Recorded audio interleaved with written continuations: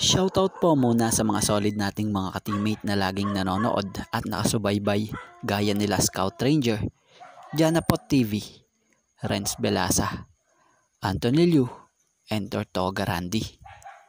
Hinebra, possible destination ni Banal, and kasado na at jackpot ang Northport dahil biglang lakas ng kanilang lineup dahil kila William Navarro na magbabalik ngayong Philippine Cup at si Xavier Lucero.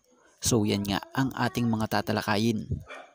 Pero bago nga natin talakayin itong topic natin ito, baka naman pwedeng makarequest kahit isang subscribe lamang po dito sa ating channel. At kung mabigat naman ito para sa inyo, kahit isang like and share na lamang po. Malaking tulong na po iyon. Salamat po. Napakagandang balita nga para sa kampo ng Northport Batangpier dahil sa maglalaro na sa team nila etong sila Xavier Lucero at si William Navarro. So legit ang pagbabalik ng dalawang ito para sa Northport dahil mismong The Manila Times ang naglabas ng balitang ito. Credit po kay Richard D. Magandang pakinggan at good news talaga ang pagdating or magiging pagdating nila sa Northport, lalo pat kailangan ngayong all Filipino ang tulad nilang mga young guns. Batay sa report, ayon nga po dito sa kampo ng Northport, kinumpirma ni Sir Tan na pabalik ng araw etong former University of the Philippines stalwart na si Xavier Lucero. Inaasahan na nga rin ang kanyang magiging PBA debut para sa Northport ngayong All Filipino Conference. So matatanda ang nagkaroon ito noon ng ACL tear on his knee. So nakuha nga niya ang injury ito panahong naglalaro pa siya sa UAAP Season 85. So napakatagal ring napahinga sa paglalaro etong si Lucero para magpagaling ng kanyang naging ACL injury. So sa US nga po ito nag-rehab para sa patuloy niyang pagre-recover. Siya nga po pala, para sa mga hindi nakakaalam dyan, si Xavier Lucero nga po ay nag-a-average sa huling season niya sa UAAP ng 11.36 points per game, 5.29 rebounds per game, 1.93 assists per game, and 1.43 steals per game sa loob ng 14 games. Lumahok ito sa PBA draft taong 2023 kung saan nagsakripisyo ay subugal talaga ang Northport dito kuhain kahit na ito'y may injury bilang pang 5th overall pick.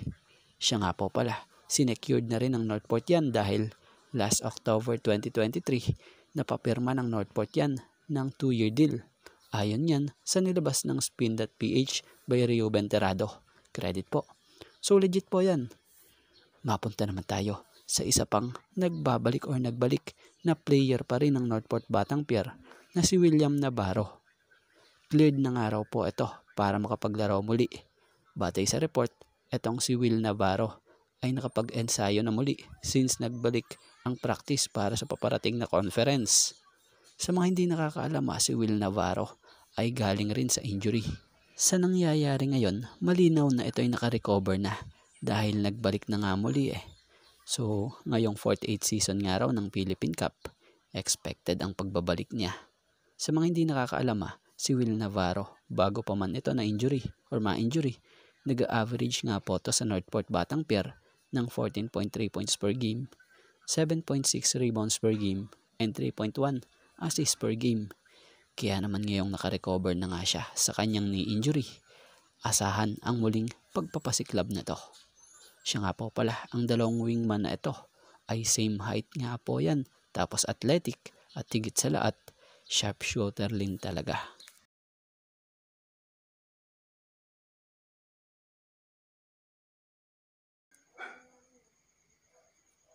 At malipat naman tayo dito sa usapang possible destination na maaari or sakaling mapuntahang team nitong si Gab Banal sa PBA pag nagbalik ito. Batay nga po kasi dito sa nabasa nating post ni PBA Talks. So tayo ngay magbibigay ng opinion patungkol dito base rito sa nakapaloob dito sa nabasa nating ito. Nakasaad rito Blackwater 3 and D Forward Top 3 Destination. Andito nga ang Hinebra, Phoenix, and San Miguel. So batay nga po rito yung sa Hinebra, nakasaad rito, the Gin Kings traditional style could benefit from Banal's solid defense and catch and shoot ability. He wouldn't be a primary scorer, but his role as a floor spacer and defensive contributor could be valuable. So sa opinion natin sa top 3 team na possible destination ni Gab Banala na babagay ang kanyang laro ay sa Hinebra. Dahil kung titingnan nyo, bagay yung pagiging shooter ni Gab Banal para sa triangle system. So si Banala pwedeng threat ito sa loob, pwede rin sa labas. Grabe ang shooting talaga nito sa tres. Halimbawa na lang, pag umiikot yung bola gamit ang triangle system, mas malaki yung chance niya na pag sa opensa, lalo na sa outside, catch and shoot niya lang yan, sure ball yan. Ang maganda sa laro nitong si Gab Banala, pwede rin talaga siyang maging floor spacer dahil sa makaka-attract nga sa kanya or ma-attract niya yung depensa ng kalaban. So maaaring maging daan din siya para makapagbigay ng magagandang pasa sa mga libreng teammate niya kung sakaling sa Hinebra siya mapunta. Ang maganda pa rito matindi ito kung dumipensa. Sanay na kumbaga, dahil veterano na rin siya So kung matatanong nyo ilang teams na nga rin po sa PBA ang napaglaruan na rin niya. So yan nga, ito lang ang opinion natin patungkol dito sa nabasa natin ito. Kayo, ano opinion nyo kung kayo saan sa tatlong team na ito na para sa inyo'y babagay ang laro nitong si Gab Banal kung sakali? Shoutout po muna sa mga solid nating laging nanonood at laging nagko-comment dito na laging nakasuporta sa ating YouTube channel gaya nila Scotty Manese,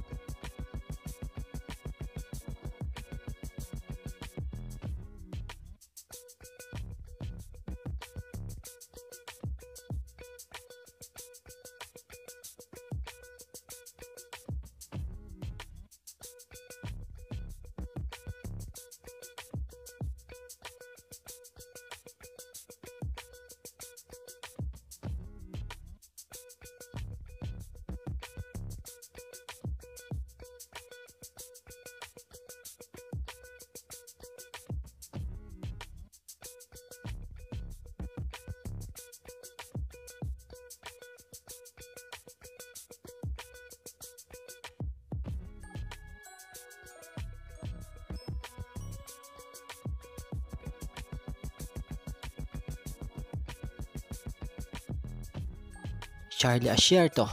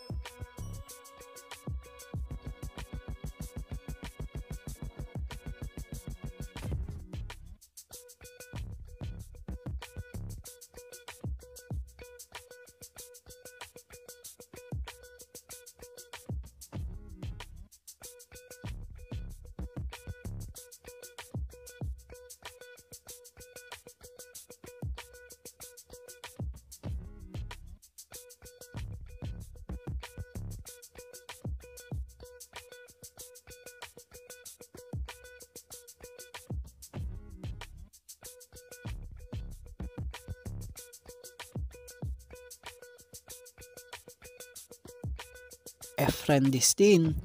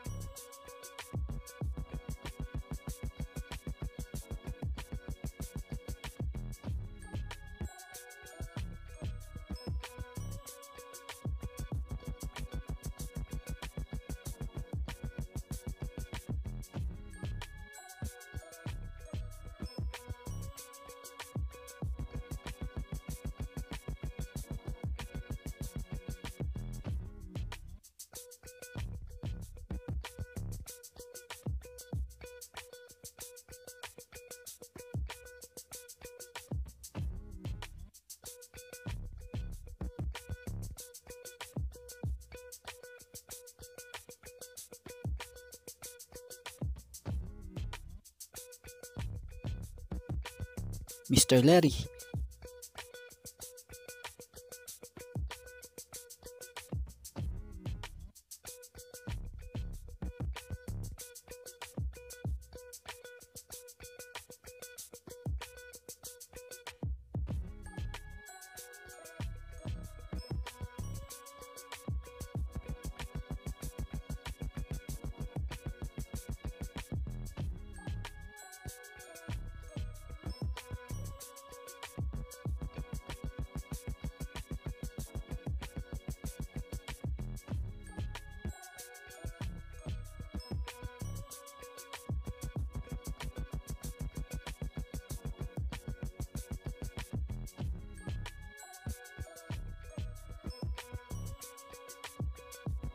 and Arnold Salazar.